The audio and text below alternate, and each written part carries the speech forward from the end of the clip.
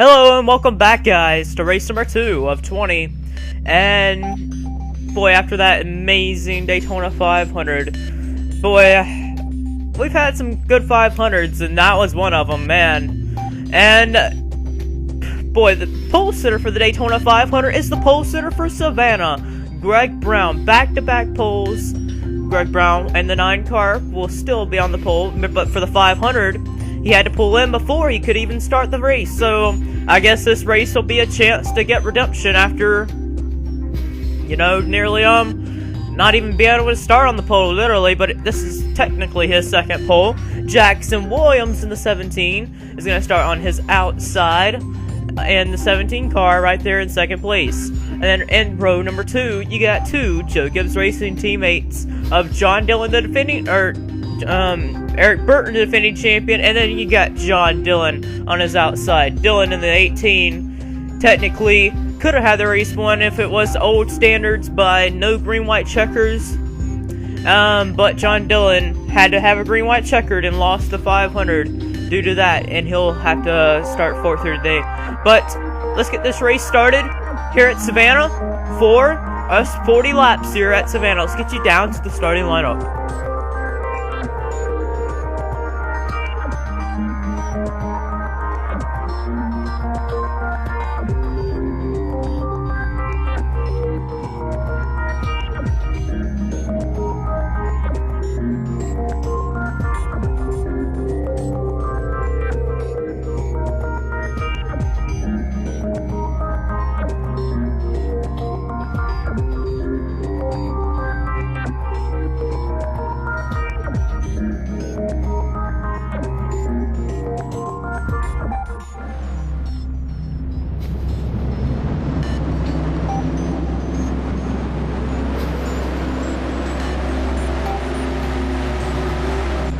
Well, this race, Greg Brown will be able to start on the pole and lead us to the start-finish line as cars get ready to get set here at Savannah for 40 laps. Greg Brown, Jackson Williams, they're going to lead us all down. Green flags out in the air here at Savannah.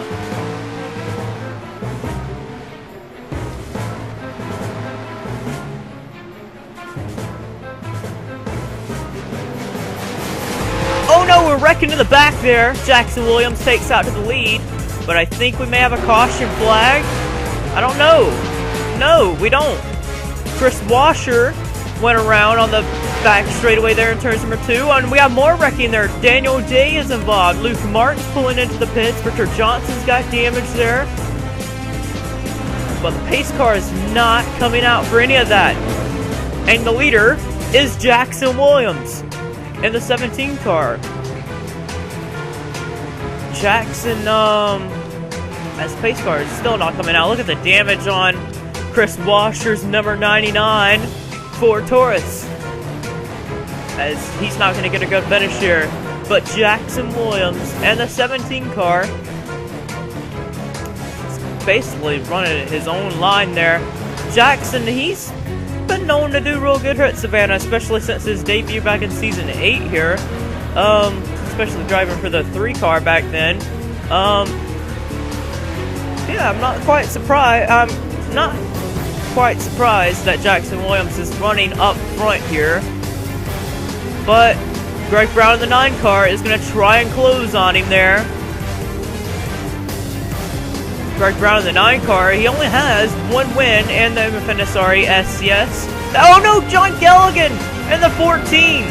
He got turned around by, I think it was actually Mace. Look at the Hendrick cars right there on the back bumper of the 14 there. Still no caution flag as the 14 kept it straight. Is caution flags even on in this racetrack? I don't even know. Pace car is still not pulling out for any of that. Jackson Williams is still the race leader. Greg Brown's got teammate and his own driver of Jacob Hart riding behind him there. That Jacob Hart, one of the hometown heroes here in Savannah. He's in 4th position there, trying to go up on the outside of John Dillon there. Look at him there. Hart slid up high there a little bit. It's going to allow Dillon to get away for a moment there, but Hart in the 19 and the Dodge Charger has came close to winning this race so many times, especially back in season 7. Was making a late race charge to try and run down Mason Gordon for that race, but did not get the win. Hart was close here in season 8 as well. So trying to bring the hometown heroes hometown fans to their feet here in Savannah. Around John Dillon on the outside there. Make it Abraham second and third now. John Dillon and Eric Burton right there. Gibbs cars running really good right there. Eric Burton and John Dillon ran well in Daytona together, but the veteran in their stable there of Richard Johnson hasn't been running real too well in the Gibbs cars right there, and Jacob Hart's all over his own team owner of Greg Brown. Is he going to try and make the move underneath him here? On the back bumper of Greg Brown here. On the bumper there, pushing him there. See if he can't move him up out of the way there. But Greg Brown's going to take a defensive line, and in this turn here, nearly shoving on Greg Brown, but he's going to go up on the top side there for the second spot. Greg Brown's going to give him the top side there. Well, who's it going to be going down in turns number one? Jacob Hart drives it in deep on the outside. They're side by side. Jackson Williams is getting away there. And it's going to be Jacob Hart getting around the 9 car there. Eric Burton's now challenging Greg Brown here for the third spot there on the back bumper of him now. But Brown's going to take a defensive line into turns number one. Running the inside groove there. Burton's on him there. Trying to push him there. But no succeed in moving up out of the way there, but he's getting low. There he goes, the inside there. But Greg Brown on the top side is gonna fight back there. 3 wide back here with the 500 winner Dylan Young and Ian Duda there. Oh boy, their RCR car is close right there. Ian Duda was really run up front there. We haven't seen Duda run real well. Last season was his rookie season. He drove for Bill Davis. Didn't really do too well. Only got like 2 top 10s that season with Bill Davis, especially with it being an underfunded team. But now with top equipment, Duda trying to go after some wins and possibly a championship for his sophomore season. Chris Summers moving his way up inside the top 10 with his teammate of James Fox moving up in behind him there as well. William Duncan, he had to move out of the 88 car. Charles Jackson for the Fuel Brothers also had to move into the 47 as Sony Cup Series specialists mandated the drivers be in, the teams have the same manufacturer, so they made the 88 and the 89 out and put them in an 87 and 47 for them Toyotas. Sean Gallagher got turned around by Ashley Mason. The opening few stages is charging back around William Duncan on the outside there, but this is the battle for 12th. But he's going to get it from Duncan there. They're kind of separated there. As you got the Joe Gibbs cars of Eric Burton and John Dillon went inside the top 5 there. Richard Johnson, the season 1 and 5 champion, running near the rear of the field. And it's kind of sad that Richard Johnson is just not running the way he used to do. But he's on the outside. Ashley Mace there. Andres Allen, who wrecked at Daytona. He's supposed to be the lead driver in RCR, but he's not doing too well either. DJ Curtis in the 97 there. There's Brad Johnson, Noah Hart, and other hometown heroes that back here. Daniel Days got back in damage. Michael White. There's Charles Jackson. He was involved in a wreck earlier in the race. Chris Washer, they're right there. And there's Luke Martin, who was involved in it, still on lap number 1. But his own driver of Jackson Williams is in the lead. And we've been green ever since the start of the race. Jacob Hart drove away from the rest of the field here. John Dillon's gotten by for 3rd place there. Greg Brown, he's just trying to hold his own there. And he's just getting passed left and right. Well, mostly, yeah, left and right. But on the outside there is the 07 of Dylan Young, the Daytona 500 winner. Up on the outside of the 9 car there. Ian Duda right there around him as well. So that's 2 spots Greg Brown lost in that turn. You had to think maybe something's wrong with the 9 car here. Jake Bassinger up on the high side of Greg Brown there for that position there. Who's going to get the spot? Maybe Bassinger off this turn. He's got the run and the drive off. Yes, it's going to be Jake Bassinger getting the spot there. Eric Burton getting hold up by the 9 car, allowing James Fox to drop up on the outside of them guys. Burton to the inside, looking there on Greg Brown on the bumper there. Pushing him there. Whoa, Burton! Whoa, whoa, whoa! Very close there. got loose, gonna allow Silver Fox to challenge up high, get around 2 cars there. Yeah, something's wrong with the 9 car. Something's really wrong with Greg Brown's car. He is just not able to drive it off the turn like he's supposed to. And that's allowing guys on the outside and the inside as well to just get enough momentum to pass him there. But Brown's going to hold off Burton on the high side there and block Summers as well. But here's the battle for position here for the top 5 spot here. Ian Duda in the 30 car. He kind of slipped back at in the 500 there.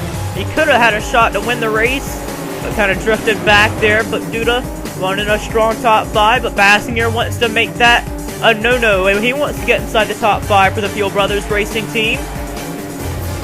As he is the right now the highest running car out of that organization, up on the high side, trying to get somewhere around the 30, but not quite. But Jackson Williams is just driving away from these guys. Let's see right here, last lap. Jacob Hart's last lap was a 21:21. A 21:24 by Jackson Williams last lap. I wonder if these guys are going to have to pit. We have not had any cautions, and that's kind of weird to not have any cautions in this race. But Jacob Hart in the 19, trying to climb his way forward to try and see if he can't run down the 17. This is almost looking like Season 7 Savannah race all over again, where Mason Gordon drove away from the 16 of Brandon McGirt, and Jacob Hart was running him down in the last few laps. But it wasn't meant to be, and Mason Gordon drove away with the win. But Dylan Young right there, the 500 winner. He's moved his way forward past John Dillon for the 3rd spot, and he is going to try and challenge the 19 of Jacob Hart here for the 2nd spot. John Dillon didn't really have a strong Season 8 or Season 9, where he run with Penske Motorsports, now with the 18 team. Probably the strongest we've ever seen the 18 car run race in, race out. But we got a battle back here for the 5th spot still with Bassinger. He's got alongside Ian Duda here, and he's probably going to get the position on Duda for the 5th spot. And indeed he does, edging out front for the 5th spot there. But right here, Jacob Hart is being challenged by Dylan Young now. Young in the 07. He won the 500. He's not been known to win big races in the SCS. This is the hometown state of the Sony Cup Series, and a lot of talk has been talked about of an all-star race. And if we ever do have an all-star race ever in the MFNSRA SCS, it would be at Savannah, because that's where all the teams are. This is basically a home town for everybody, because that's where the teams is, and the MFNSRA SCS officials all made their organization at. Jackson Williams has just led every lap and looking really strong to come home with the victory. Let's see what he runs this lap here, a 21:50, and Jacob Hart still holds off the 07, a 21:16. He is running down the 17, but he has the 07 right in behind him there. And Dylan Young's got a pit. Dylan Young's pulling into the pits. Who's falling in with him? No one's coming in with him. Let's see right here. Is anyone coming in with Dylan Young? No. Everyone's staying out. So Dylan Young decides to pit, and everyone else. Oh no, Jackson Williams, the leader. He's pitting. So is Jacob Hart. John Dillon stays out. This may be a fuel mileage race here, guys. The 84 Jay Bassingers and James Silverfox, Eric Burton, Greg Brown, Richard Johnson, Ashley Mace, DJ Curtis. A lot of guys are in. Noah Hart. Let's see what John Dillon does. He's coming in the pits as well. Ian Duda is as well. Chris Summers is in. Sean Galligan pulling in. Nick Mace is staying out. William Duncan and Daniel Day pit. Charles Sanford, the 10 car there, Brad Johnson. Jackson Williams is coming on out of the racetrack here. Chris Washer stays out. This may be good for his chances of trying to get positions here. But the 48 of Nick May stayed out, and where is he at? There he is right there. Whoa, nearly taking DJ Curtis out. Nick Mays pulls it in. And there's John Dillon. He's just getting past now. And that's going to mess them guys up. But Chris Washer, who decided not to pit after getting wrecked, and he may actually come out with here with a top 10 with the gamble he's putting on here. That's really good gamble by the Roush Fenway stable here. Luke Martin's lap down for doing all that repairs. But look at this leapfrog here. Where's the 48 at? Where's the 48 at? I don't even know. The leader is Jackson Williams, I think. But where's the 48 at? Yes, that's right, that's right. Jackson Williams is the leader. John Dillon is in second place. And then Jacob Hart is right there in third position. Luke Martin decides to pit.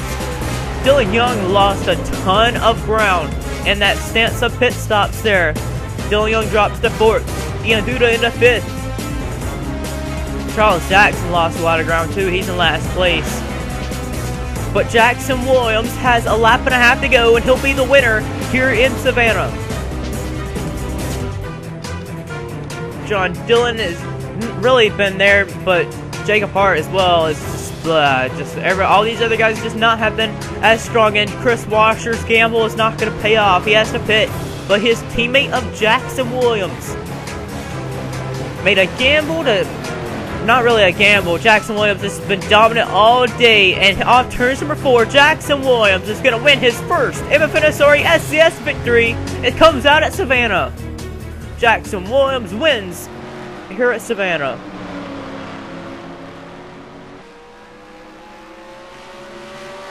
Boy, Jackson Williams dominated this race. Just drove away from everybody. Nobody could be the challenge. The 17 out here today. And second place will have to go to John Dillon, and third will go to the hometown hero of Jacob Hart. Let's get you to your finishing results and the main points after the race number 2 here at Savannah.